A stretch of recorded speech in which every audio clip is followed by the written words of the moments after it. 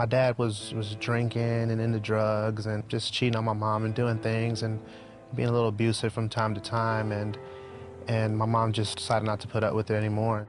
When Derick was 7 years old, his mother left his father. My dad not being there, there was a void there. There was something missing. As early as middle school, Derick turned to drugs and gang life, where he found acceptance. I would say I was around 13 years old when I first smoked weed, and that was kind of the mark and the milestone that I look back in my life to where I can see where it started. I found like a false peace in smoking weed, to where it was just like I felt like I was happy, because it took like all my problems away from me. Everything was just a million miles away. Although his mother moved the family several times to help her son, he always found more drugs and more gang activity. He dropped out of high school his senior year. And by this time, I'm like, my mind is set on the streets. Like I want to be a hustler. I just want to, make money and do all these things. As I reflect back, I'm like, well, we always had nothing. We're always on food stamps. We're always living, below average. And so I vowed to myself, well, I'm never going to be that like that. When I get older or old enough, I was like, I'm gonna make something for myself, however I can do it. When he was 20, Derick moved from Texas to Iowa to sell marijuana at an inflated rate and make his big money. It consumed my life, it really did, and that's what my life revolved around. The marijuana was it was like my everything. It was my God, basically. Derick had constant run-ins with the law. One led to 1.5 years in prison for drug possession.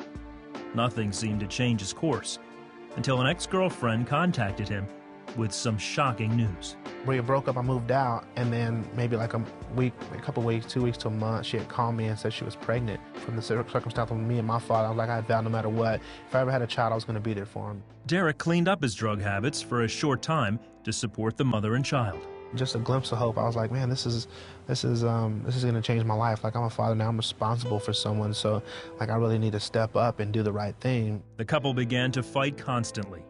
During one argument, she told Derick the truth about the boy. We just said a bunch of mean things, and she's like, well, you know what, it's not your child. I knew it wasn't, and that's what you get. And honestly, that kind of just broke my heart, at the same time just made me just furious. Paternity tests proved that Derick was not the father. It just kind of just ripped a hole in my heart, and I just felt, worthless. I felt just like I didn't value my life anymore. Derick plunged into his old lifestyle deeper than ever before. 6 months later, he was busted by police for his biggest load of narcotics yet. At his court case, the jury found him guilty of all drug charges. Derick received a 15-year sentence. I hung my head in tears, and I was just like reflecting at all the things I've done, everything, and all the stuff I was involved with, and it was all coming to a head. And I'd been in prison before, and this time was more serious, with more charges, more time. And I was like, if I continue down this path, it's going to be the federal penitentiary for multiple amounts of my life, or dead. I'm going to be dead on these streets. I was just broken. Like I was done. When he went to prison this time, Derick carried a Bible around with him everywhere he went. It was like a good luck charm more. It was like I just kept it with me. Everywhere I went, any little place they moved me, I just kept the New Testament with me. Never read it, just kept it like some kind of lucky charm, So, like, I always knew about God, and I was like, man, if I'm not living this life, then I should try to live a life, with God, in a relationship with God. But I didn't know what it looked like.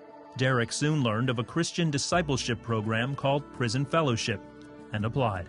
I was just, I was really experiencing God in a prison cell. Like, I was really just feeling like He answered my prayer, and it wasn't more so just what people were preaching and teaching to me. It was more so that I was in there, in the Bible, and seeking out truth and finding truth for myself, and really saying, hey, I believe this. Like chains were literally falling off me, like I was feeling free. I was like, wow. Derick made the decision to forgive both his father and his ex-girlfriend. All of Derick's drug charges were eventually overturned, and he was released from prison after 2.5 years.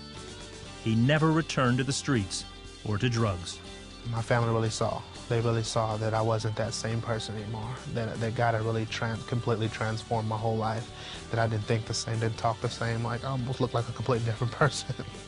And like I said, for me, it wasn't jailhouse religion. It was real. It was a real relationship. I mean, God has really changed my heart, changed my life. He's faithful.